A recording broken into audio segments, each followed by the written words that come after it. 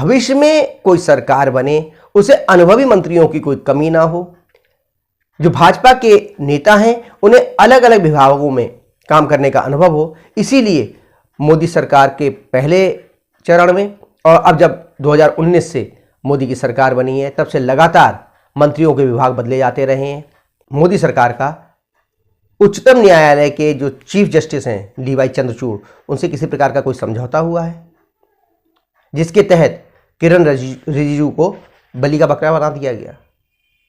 जैसे ही किरण रिजिजू को उनके पद से हटाया गया है, 3 फैसले आए हैं जिनमें सारे के सारे केंद्र सरकार को राहत देने वाले हैं। और सारे विपक्षी दलों का यह स्पष्ट रूप से मानना है कि अगर हिंदू समाज जो बहुसंख्यक आबादी है इसका जातियों में विभाजन नहीं किया गया, इसके लोगों ने जाति के आधार पर लोकसभा चुनाव में वोट नहीं दिया, तो निश्चित रूप से भाजपा फिर से एक बार प्रचंड बहुमत से जीतेगी। टिकट के वितरण के समय भारतीय जनता पार्टी पूरी तरीके से जातीय अंकगणित का हिसाब लगाती है। अब केरला स्टोरी जो फिल्म है, जो वहां की केरल की ईसाई और हिंदू लड़कियों के भावनात्मक शोषण के आधार पर, शारीरिक शोषण के आधार पर, धर्मांतरण पर आधारित है, इसका निश्चित रूप से उन लोगों को राजनीतिक नुकसान होने की संभावना है जो लोग ये झूठा विमर्श करते रहे कि किसी भी प्रकार का धर्मांतरण नहीं होता है। ऐसा व्यक्ति जो भारतीय सनातन संस्कृति और हिंदू परंपराओं का विरोधी है, जो जातीय विद्वेष फैलाने के लिए कुख्यात है, जिसे न संघ पसंद करता है न भाजपा पसंद करती है, उसके ट्वीट को केंद्रीय कानून मंत्री किरण रिजिजू ने रीट्वीट कर दिया। प्रणाम मित्रों, मैं हूं विकास सक्सेना। सामाजिक एवं राजनीतिक घटनाओं के विश्लेषण के यूट्यूब चैनल चैतन्य में आपका स्वागत है। आप देख रहे हैं विकास की बात। आज हम बात करेंगे केंद्र की मोदी सरकार द्वारा लिए गए एक हैरत अंगेज फैसले की।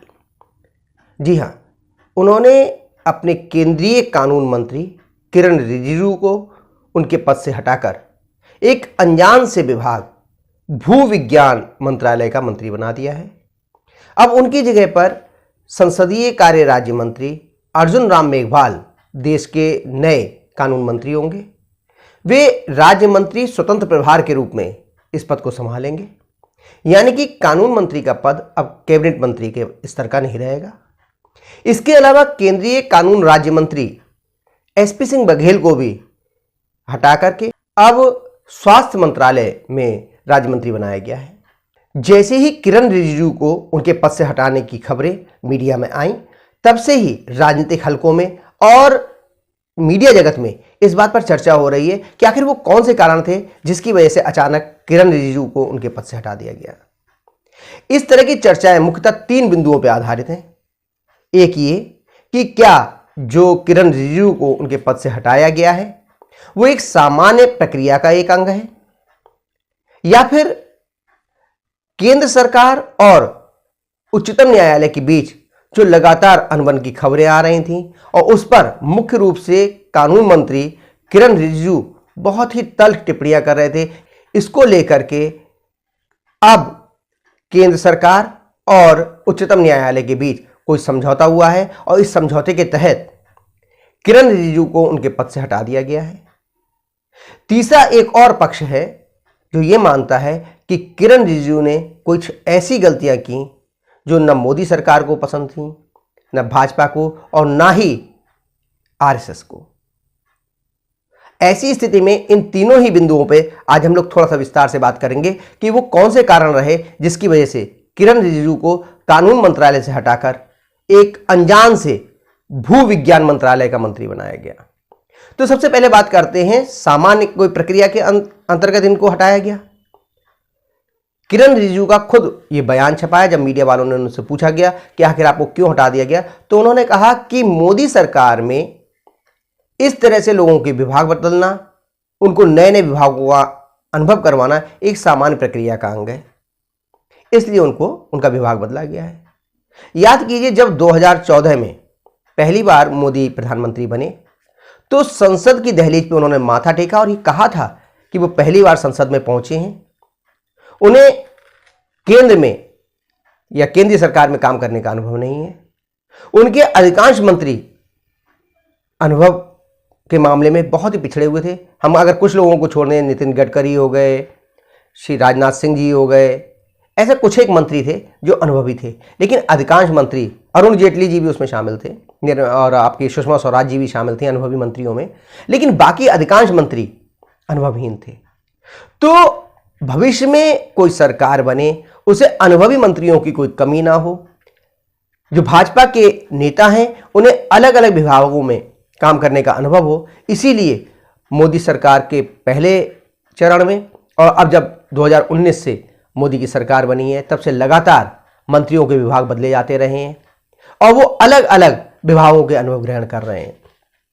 तो जिन लोगों का ये मानना है कि एक ये सामान्य प्रक्रिया है, उसके तहत किरण रिजिजू का पद बदला गया है, उनके लिए भूविज्ञान मंत्रालय में भेजा गया है, लेकिन ये बात इतनी आसानी से गले उतरने वाली नहीं है। आप याद कीजिए सन 2021 में जब मोदी मंत्रिमंडल में बड़े बदलाव किए गए थे और केंद्रीय कानून मंत्री रविशंकर प्रसाद को उनके पद से हटाया गया था, तब ये कहा गया था कि या चर्चा थी कि चूंकि रविशंकर प्रसाद एक प्रैक्टिसिंग लॉयर हैं, उच्चतम न्यायालय में वो वकालत करते हैं, ऐसी स्थिति में उनके जो जुडिशरी सिस्टम के लोग हैं उनसे बहुत नजदीकी संबंध है। मोदी सरकार ये चाहती थी कि न्यायिक सुधार की प्रक्रिया बहुत तेजी से आगे बढ़े। मोदी सरकार ये भी चाहती थी कि बहुत सारे कानून जो निष्प्रयोज्य हो चुके हैं उनको खत्म कर दिया जाए, और इस काम की गति केवल इस कारण नहीं बढ़ पा रही थी क्योंकि केंद्रीय कानून मंत्री रविशंकर प्रसाद के बारे में यह माना जाता था कि वो अपने व्यक्तिगत संबंधों के कारण इस कामों को उतनी तेजी से नहीं कर पा रहे हैं जैसी कि सरकार की अपेक्षा है। तब उस समय के खेल एवं युवा मामलों के मंत्री किरण रिजिजू को कानून मंत्रालय का प्रभार सौंपा गया। याद कीजिए, मोदी सरकार ने उच्चतम न्यायालय में और उच्च न्यायालयों में न्यायाधीशों की नियुक्ति प्रक्रिया को सुधारने के लिए, उसमें संशोधन करने के लिए एनजेएसी एक बिल लाए थे, नेशनल जुडिशियल अपॉइंटमेंट कमीशन, लेकिन सुप्रीम कोर्ट ने उसे खारिज कर दिया। जैसे ही किरण रिजिजू ने केंद्रीय कानून मंत्री का पद संभाला, वो तब से ही कॉलेजियम व्यवस्था को लेकर के काफी मुखर थे और लगातार सार्वजनिक मंचों से सुप्रीम कोर्ट की इसको लेकर के आलोचना करते रहे। तो जब इतना अच्छे ढंग से जो सरकार की नीति थी उसके अनुसार वो काम कर रहे थे, तो आखिर उनके लिए चुनावी वर्ष में हटाने का क्या आवश्यकता थी? केवल अनुभव दिलाने के लिए? ये बात समझ में नहीं आती है।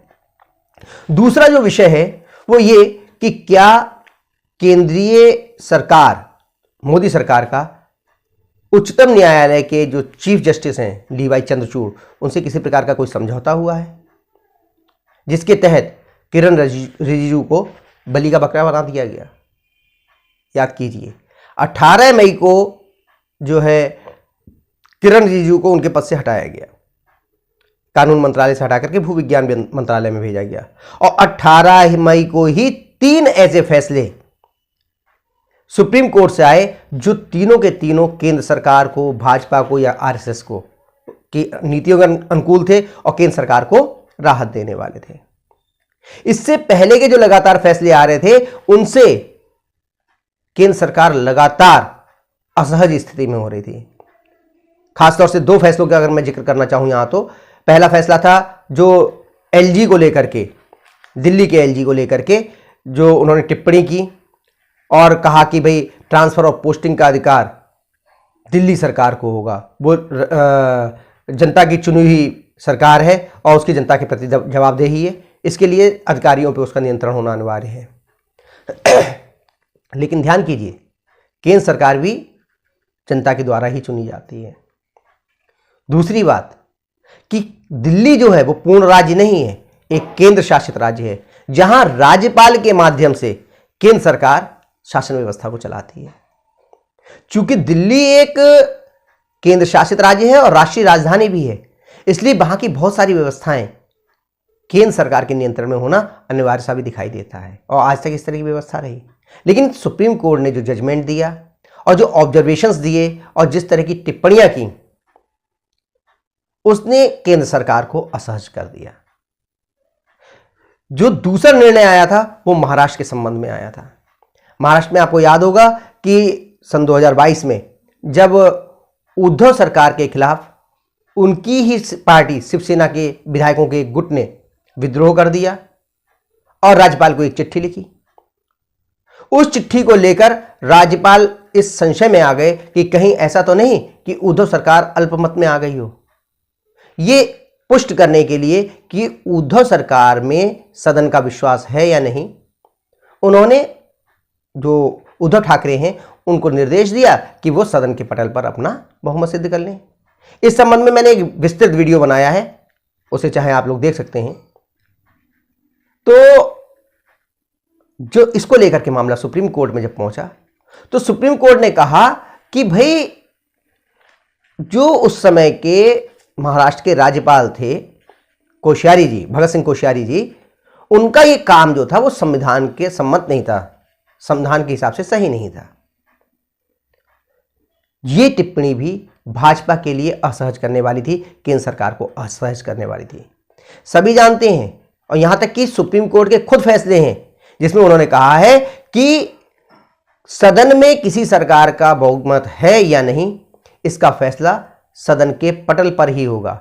तो राज्यपाल ने केवल यही पुष्ट करने के लिए कि बहुमत जो है वो उद्धव सरकार के साथ है या नहीं, उनके लिए बहुमत परीक्षण का निर्णय दिया था, निर्देश दिया था। लेकिन इसके बाद भी सुप्रीम कोर्ट से इस तरह की टिप्पणी की गई कि उनका जो फैसला था वो संविधान सम्मत नहीं था। लेकिन अब इसके उलट जैसे ही किरण रिजिजू को उनके पद से हटाया गया है, 3 फैसले आए हैं जिनमें सारे के सारे केंद्र सरकार को राहत देने वाले हैं। एक एक करके हम लोग इन तीनों फैसलों पे बात करते हैं। पहला फैसला आया है तमिलनाडु से संबंधित है। वहां पर एक खेल होता है जल्लीकट्टू। जल्लीकट्टू को लेकर के वहां की सरकार ने रोक लगा दी थी, जिसके बाद जब AIADMK की सरकार बनी तो वो एक अध्यादेश लेकर के आई कि इस खेल को पुनः शुरू कर दिया जाए। उसके खिलाफ कुछ लोग सुप्रीम कोर्ट में गए और सुप्रीम कोर्ट ने उस अध्यादेश पर रोक लगा दी, स्टे दे दिया। अब ये मामला जब सुप्रीम कोर्ट में पहुंचा तो कल जो फैसला आया है उसमें एक संविधान पीठ का, जिसकी अध्यक्षता जस्टिस जोसेफ कर रहे थे, उसने कहा कि चूंकि सरकार ने यह माना है कि जल्लीकट्टू तमिलनाडु की सांस्कृतिक विरासत है, अतः हम इस पर रोक नहीं लगा सकते और ये खेल जो है वो परंपरागत रूप से चलता रहे। इसी तरीके से महाराष्ट्र में भी एक खेल होता है बैलगाड़ी दौड़ का, उसे भी जानवरों के खिलाफ हिंसा मानते हुए उस पर भी रोक लगाई गई थी।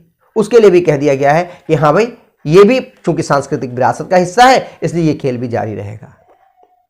कुछ समय पहले तक, कुछ वर्ष पहले तक इन मामलों पे सुप्रीम कोर्ट का नजरिया इससे कुछ अलग था, लेकिन अब कल अचानक, कल मतलब 18 तारीख को अचानक इस पर सुप्रीम कोर्ट का जो है वो नजरिया बदल गया। इस फैसले से केंद्र सरकार को तो राहत मिली ही, साथ ही भाजपा और राष्ट्रीय स्वयंसेवक संघ जो भारतीय सनातन संस्कृति को आगे बढ़ाने में, हिंदू संस्कृति के संरक्षण में और अपनी सांस्कृतिक विरासत को सहेजने के लिए लगातार तत्पर दिखाई देते हैं, उनके लिए यह फैसला सबसे ज्यादा राहत देने वाला था। अब हम दूसरे फैसले की बात करते हैं, जिससे भी भाजपा और RSS का जो एक अभियान है कि हिंदुओं के बीच में जो जातियों को लेकर के बंटवारा है वो ना हो, और इसी को लेकर के चुनाव के मद्देनजर बिहार की नीतीश कुमार सरकार ने इसी साल जनवरी में एक जातीय जनगणना शुरू करवाई थी। ये मामला हाई कोर्ट पहुंचा तो हाई कोर्ट ने कहा भाई आपको तो अधिकार ही नहीं है जातीय जनगणना करवाने का, जातीय जनगणना तो केंद्र सरकार के अधीन आती है, उनका कार्यक्षेत्र में है। इस पर नीतीश कुमार की सरकार ने कहा कि हम जातीय जनगणना नहीं करा रहे हैं, हम तो केवल एक सर्वे करवा रहे हैं ताकि जातियों को उसके आधार पर, जो विभिन्न जाति के लोग, जाति समुदाय के लोग रहते हैं बिहार में, उनको उसके हिसाब से कल्याणकारी योजनाओं का लाभ दिया जा सके। लेकिन सुप्रीम कोर्ट, हाई कोर्ट ने उनकी कोई बात नहीं सुनी और उनकी जातीय जनगणना की इस कार्रवाई पर रोक लगा दी और अगली तारीख जुलाई के महीने में रखी। हाई कोर्ट के इस फैसले के खिलाफ नीतीश कुमार की सरकार सुप्रीम कोर्ट पहुंची, जिस पर अभी 18 मई को ही फैसला आया और सुप्रीम कोर्ट ने उनकी याचिका खारिज करते हुए कह दिया कि भाई जाओ, आप पटना हाई कोर्ट में ही अपनी बात रखो, अगर वो आपको राहत नहीं देते तब आप यहां आना, फिर हम इसके बारे में विचार करेंगे। यह फैसला केंद्र सरकार को भी बहुत लाभ देने वाला है। आप समझिए, 1 साल बाद लोकसभा का चुनाव होना है और सारे विपक्षी दलों का यह स्पष्ट रूप से मानना है कि अगर हिंदू समाज, जो बहुसंख्यक आबादी है, इसका जातियों में विभाजन नहीं किया गया, इसके लोगों ने जाति के आधार पर लोकसभा चुनाव में वोट नहीं दिया, तो निश्चित रूप से भाजपा फिर से एक बार प्रचंड बहुमत से जीतेगी। तो जातियों में हिंदू समाज के बंटवारे के लिए विपक्ष लगातार कुछ ना कुछ प्रयास कर रहा है। मैं ये नहीं कह रहा कि भाजपा जो है वो जाति आधार पर कोई काम नहीं करती है। टिकट के वितरण के समय भारतीय जनता पार्टी पूरी तरीके से जातीय अंकगणित का हिसाब लगाती है, उसकी केमिस्ट्री का भी हिसाब लगाती है। यहां तक कि उच्च पदों पर लोगों की नियुक्ति करते समय या उनको बिठाते समय वहां पर भी जातीय गणित पूरा लगाया जाता है। लेकिन भाजपा और आरएसएस, इनके काम करने में एक थोड़ा सा अंतर है, बल्कि कहा जाए बहुत बड़ा अंतर है। ये नहीं चाहते कि हिंदू समाज जो है, जो बहुसंख्यक समाज है, वो जातीय आधार पर आपस में वैमनस्य रखे, क्योंकि अगर वैमनस्य होगा तो एक पक्ष का वोट एक पार्टी को जाएगा, दूसरे पक्ष का दूसरी पार्टी को जाएगा। वो चाहते आपस में सौहार्द बना रहे और सभी लोग जो हैं, सभी जाति वर्ग के लोग जो हैं, वो संतुष्ट रहें, उन्हें यह लगे कि सत्ता में उनकी हिस्सेदारी है। आप राष्ट्रपति पद पर नियुक्ति को लेकर के देख लीजिए कि पिछली बार जब श्री रामनाथ कोविंद जी को राष्ट्रपति बनाया गया, वो दलित समाज से आते हैं। इस समय श्रीमती द्रौपदी मुर्मू जो हैं, वो हमारे भारत की राष्ट्रपति हैं, वो जनजातीय समाज से आती हैं। तो नीतीश कुमार ने बिहार में लोगों के बीच जातीय बंटवारा करने के ही उद्देश्य से, जो स्पष्ट रूप से दिखाई दे रहा है, जातीय जनगणना शुरू कराई थी। लेकिन अब इसको सुप्रीम कोर्ट ने इस मामले में किसी भी राहत देने से मना कर दिया। तो साफ साफ दिखाई दे रहा है कि सुप्रीम कोर्ट का यह फैसला भाजपा और आरएसएस की नीतियों के अनुकूल है और केंद्र सरकार को राहत देने वाला है। लेकिन और तीसरा जो हमारा, जिस फैसले पे हम लोग बात करने वाले हैं, वो है पश्चिम बंगाल को लेकर। पश्चिम बंगाल की ममता बनर्जी सरकार ने द केरला स्टोरी फिल्म पर रोक लगा दी। आप लोग जानते होंगे, ये फिल्म विशुद्ध रूप से आईएसआईएस के खिलाफ है, उसकी जो कार्यशैली है उसको उजागर करती है, ताकि बहुसंख्यक समाज और ईसाई समाज की जिन लड़कियों को बहलाकर फुसलाकर उन्हें आईएसआईएस में भर्ती कराया गया, उनका भावनात्मक और शारीरिक शोषण करके उनको जिहाद के रास्ते पे ले जाया गया, उन्हें सुसाइड बॉम्बर बनाया गया, उन्हें सेक्स स्लेव बनाया गया। उन लड़कियों को लेकर बनाई गई ये फिल्म एक सच्ची कहानी पे आधारित है। शालिनी उन्नीकृष्णन आज भी अफगानिस्तान की जेल में बंद हैं।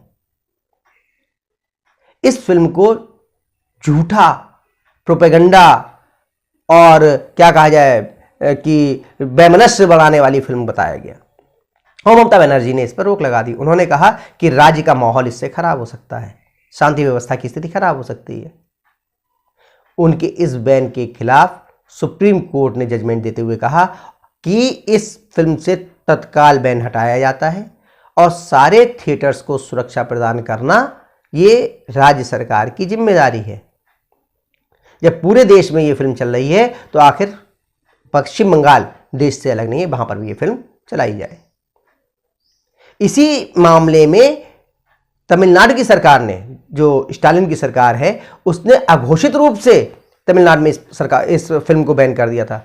उन्होंने थिएटर मालिकों से कह दिया कि भाई इस फिल्म के चलाने से कानून व्यवस्था की स्थिति खराब हो सकती है। अगर आपके थिएटर में किसी भी प्रकार की कोई अप्रिय घटना होती है तो इसके पूरी तरीके से जिम्मेदार आप होंगे। अब कौन थिएटर मालिक अपने जब राज्य सरकार सुरक्षा देने को तैयार नहीं है तो इस फिल्म को लगाना चाहेगा। और ये इशारा थिएटर मालिकों को काफ़ी था कि भाई आखिर राज्य सरकार की मंशा क्या है। उन्होंने इस फिल्म को थिएटरों से उतार लिया। इस पर भी सुप्रीम कोर्ट ने बहुत ही सख्त अंदाज में कहा कि कानून व्यवस्था संभालना ये राज्य सरकारों की जिम्मेदारी है, इसलिए तमिलनाडु सरकार तमिलनाडु के जो थिएटर हैं उनको पर्याप्त सुरक्षा मुहैया कराए और फिल्म का प्रदर्शन जो है वो सुनिश्चित करे। अब केरला स्टोरी जो फिल्म है, जो वहां की केरल की ईसाई और हिंदू लड़कियों के भावनात्मक शोषण के आधार पर, शारीरिक शोषण के आधार पर, धर्मांतरण पर आधारित है, इसका निश्चित रूप से उन लोगों को राजनीतिक नुकसान होने की संभावना है जो लोग ये झूठा विमर्श करते रहे कि किसी भी प्रकार का धर्मांतरण नहीं होता है। जिनको ये लग रहा है कि आईएसआईएस जैसे संगठन ही मुस्लिमों का सच्चा प्रतिनिधित्व करते हैं। एक चीज समझ लीजिए, जिस तरह की गोलियां खाते हुए, ड्रग्स का इस्तेमाल करके लड़कियों को सुसाइड बम्बर बनाया गया है, ये केवल हिंदू या ईसाई लड़कियों के साथ नहीं होगा। बहुत बड़ी संभावना है कि बहुत सी मुस्लिम लड़कियां भी इसका शिकार हुई होंगी। और बहुत बड़ा मुसलमानों का एक वर्ग है जो आईएसआईएस जैसे संगठनों के इस कुकृत्य को कभी भी अच्छा नहीं मानेंगे। वे भी इन संगठनों से या इस तरह के संगठनों से हमदर्दी रखने वालों के खिलाफ ही खड़े होंगे। तो इस भय से वो लोग नहीं चाहते थे कि सरकार ये फिल्म जो है वो थिएटरों में दिखाई जाए, इसलिए इस पर रोक लगाई थी। अब जब इस फिल्म के प्रदर्शन पे से रोक हटाई गई है तो निश्चित रूप से ये खबर भी भाजपा के लिए और केंद्र सरकार के लिए राहत देने वाली है। अब ध्यान कीजिए कि लगातार जिस सुप्रीम कोर्ट के जो निर्णय थे, जो उनकी टिप्पणियां थीं, वो केंद्र सरकार को असहज कर रहे थे, लेकिन जैसे ही केंद्रीय कानून मंत्री किरण रिजिजू को उनके पद से हटाकर दूसरे मंत्रालय में भेजा गया, एक ही दिन में 3 फैसले ऐसे आए जिसने केंद्र सरकार को बहुत राहत दी, भाजपा को राहत दी और उसके जो संगठन है आरएसएस को राहत दी, उसके अनुकूल थे। लेकिन इसके बावजूद भले ही इसके आधार पर लोग ये कह रहे हों कि केंद्र सरकार और सुप्रीम कोर्ट के बीच में कोई समझौता हुआ है जिसके आधार पर किरण रिजिजू की बलिदान दे दिया गया, उनकी बलि दे दी गई। आप समझिए, कल ही यानी 19 तारीख को जो फैसला आया उसमें केंद्र सरकार को कोई बहुत बड़ी राहत नहीं मिली, या कहा जाए कि भाजपा को, केंद्र सरकार तो नहीं कह सकते, भाजपा और आरएसएस के लिए या हिंदूवादी संगठनों के लिए एक तरीके से थोड़ा सा परेशान करने वाला निर्णय है। जो काशी विश्वनाथ में शिवलिंग मिला था ज्ञानवापी में, उस मंदिर की कार्बन डेटिंग की जो जांच होने वाली है उस पर सुप्रीम कोर्ट ने रोक लगा दी। तो भाई अगले ही दिन 19 तारीख को एक ऐसा फैसला भी आ गया जो हिंदूवादी संगठनों के अनुकूल नहीं है। इसके अलावा दूसरी बार ऐसा हुआ है मोदी सरकार में। समझिए, जब सरकार ने सुप्रीम कोर्ट के फैसले को पलटने के लिए कोई अध्यादेश या कानून बनाया है। पहली बार जब सुप्रीम कोर्ट ने यह फैसला दिया था कि बिना जांच के एससी एसटी मामले में कोई गिरफ्तारी नहीं होगी, एफआईआर नहीं होगी। शायद एफआईआर का भी था, गिरफ्तारी का तो कंफर्म है, गिरफ्तारी नहीं होगी। तो इस मामले में सुप्रीम कोर्ट ने कहीं दलित वोट, सुप्रीम कोर्ट ने नहीं, केंद्र सरकार ने, कि कहीं दलित वोट उनके पाले से खिसक कर किसी अन्य पाले में ना चले जाएं, इस कानून को और सख्त बना दिया और सुप्रीम कोर्ट के फैसले को पलट दिया। यानी तत्काल गिरफ्तारी का प्रावधान उसमें लागू कर दिया, जबकि भाजपा के समर्थकों का एक बहुत बड़ा वर्ग इसके खिलाफ था, लेकिन दलित वोटों का ख्याल करते हुए उन्होंने ये कानून लागू कर दिया। दूसरा फैसला कल लिया है केंद्र सरकार ने, जिसमें उन्होंने एक अध्यादेश जारी किया है कि केंद्र की सरकार जो है एक आयोग बनाएगी जिसमें दिल्ली के मुख्यमंत्री भी होंगे, प्रमुख सचिव होंगे और केंद्रीय गृह सचिव होंगे, ये सब मिलकर के जो दिल्ली में है वो अधिकारी की नियुक्ति, ट्रांसफर, पोस्टिंग और सजा की व्यवस्था देखेंगे।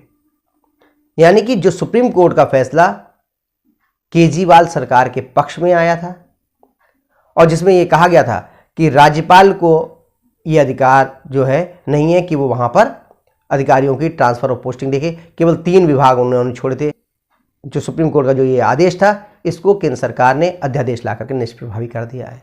अब हम लोग तीसरे पक्ष पे बात करते हैं। क्या किरण रिजिजू को किसी कार्य के लिए सजा दी गई है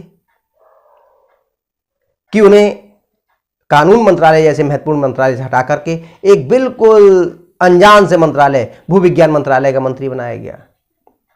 तो ऐसे क्या काम हो सकते हैं जिन पर किरण रिजिजू को सजा दी गई? तो पहली बात जो आम चर्चा में है, आपने भी बहुत सुन रहे होंगे कि चूंकि किरण रिजिजू बहुत मुखर होकर के सार्वजनिक मंचों से कॉलेजियम व्यवस्था की, यानी जो जजों की नियुक्ति व्यवस्था है, उसके खिलाफ बोल रहे थे। समलैंगिकों के विवाह पर जो सुप्रीम कोर्ट में सुनवाई चल रही है, उसके खिलाफ उन्होंने कहा कि नहीं भाई, ये कानून बनाने का अधिकार जो है वो केवल सरकार को है, इसमें सुप्रीम कोर्ट को दखलंदाजी नहीं करनी चाहिए। यहां तक कि पहली बार ऐसा हुआ कि चीफ जस्टिस डी.वाई. चंद्रचूड़ ने जजों की नियुक्ति को लेकर के हुई कॉलेजियम की एक बैठक की पूरी कार्रवाई को सार्वजनिक कर दिया और पोर्टल पे डाल दिया। तो चुनावी वर्ष है, इस वर्ष में मोदी सरकार को बहुत सारे विधायी काम करने हैं, बहुत सारे कानून पास कराने हैं।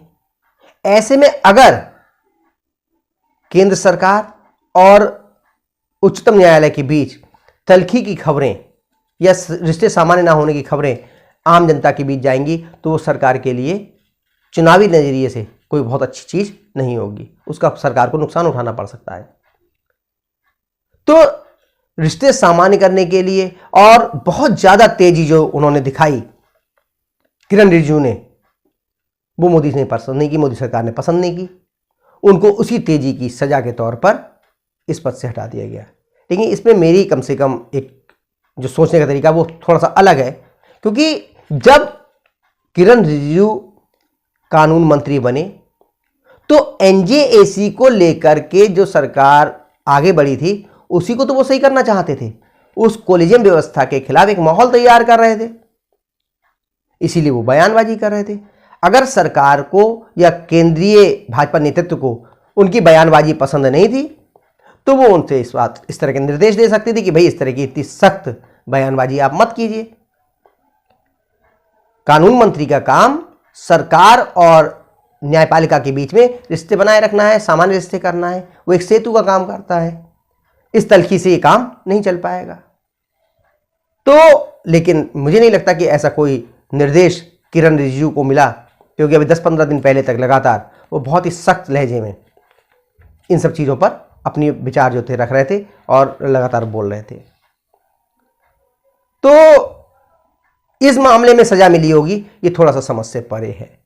अब जो चौथा एक तीसरा विषय है, तीसरे में ही जो दूसरी बात है सजा मिलने मामले में, वो थोड़ा सा मुझे भी लगता है कि हाँ, ये वजह हो सकती है किरण रिजिजू को पनिश करने की, सजा देने की। मैं अभी कुछ देर पहले आपसे कहा था कि भाई भाजपा और आरएसएस लगातार एक प्रयास में जुटे हुए हैं कि किसी तरह से भारतीयों के बीच में जो सनातन हिंदू संस्कृति को मानने वाले लोग हैं, उनके बीच में जातीय आधार पर कोई भी किसी तरह का वैमनस्य ना हो। लेकिन खुद को दलित चिंतक बताने वाले दिलीप मंडल, जो अपने बयानों को लेकर के बहुत ही कुख्यात हैं कि भाई जातीय विद्वेष कैसे बढ़ाया जाएगा, भारतीय संस्कृति, सनातन परंपराओं को, सांस्कृतिक विरासत जो है हमारी, उसको कैसे नीचा दिखाया जाए, इसके लिए वो लगातार कुछ ना कुछ बयानबाजी, कुछ ना कुछ लिखने का काम, ये लगातार वो करते रहते हैं। दिलीप मंडल ने अभी 2022 में नवंबर के महीने में एक ट्वीट किया था, जिसमें उन्होंने कहा था कि इस समय जो आपका सुप्रीम कोर्ट है, उसमें एक भी न्यायाधीश अनुसूचित जनजाति का नहीं है।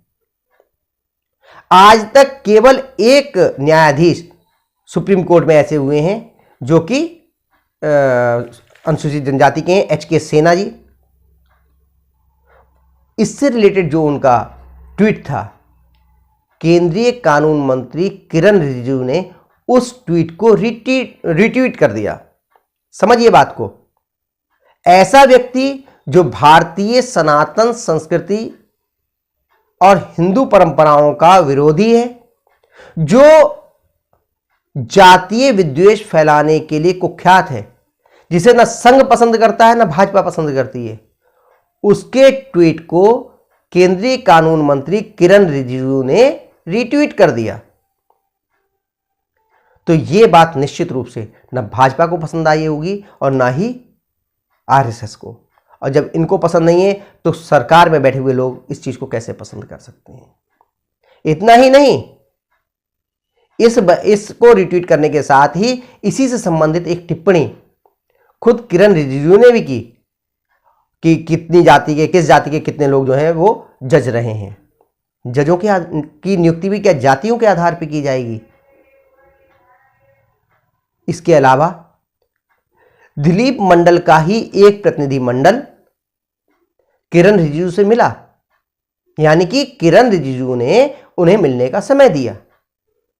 अब ऐसे व्यक्ति से अगर आप नजदीकी बढ़ाएंगे तो इसकी तो सजा मुझे लगता है भाजपा भी चाहती होगी मिले, संघ भी चाहता होगा मिले, और हो सकता है कि इसी की सजा के स्वरूप उनके लिए एक अनजान से मंत्रालय में भेज दिया गया। अब जो आपके किरण रिजिजू हैं, इन्हें किस लिए हटाया गया, ये बात कभी भी सार्वजनिक विमर्श में नहीं आएगी, क्योंकि ना तो असली कारण सरकार की ओर से कभी बताए जाएंगे, ना भाजपा की ओर से बताए जाएंगे, और ना ही किरण रिजिजू बताएंगे। हम लोग सिर्फ कयास लगा सकते हैं और इसके पीछे की जो घटनाएं हैं उनके आधार पर ये समझ सकते हैं कि आखिर किरण रिजिजू को क्यों हटाया गया।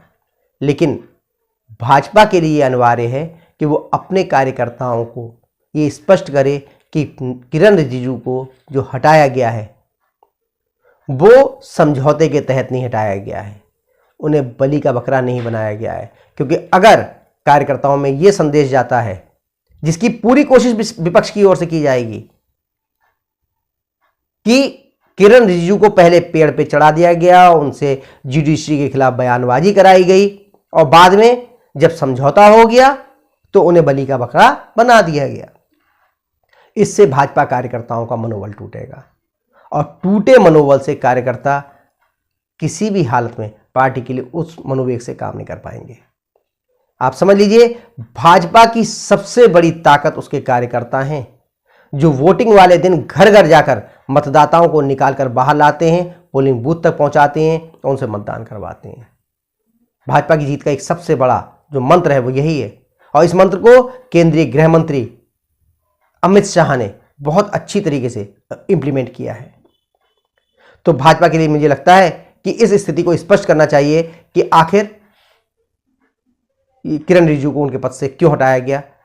आज के अंक में बस इतना ही, अगले अंक में फिर मिलेंगे। अगर आप इस चैनल पर नए हैं तो आपसे अनुरोध है कि कृपया इस वीडियो को लाइक कीजिए, शेयर कीजिए, और सब्सक्राइब करने के बाद में नोटिफिकेशन का बेल आइकन जरूर दबाइए। धन्यवाद, प्रणाम।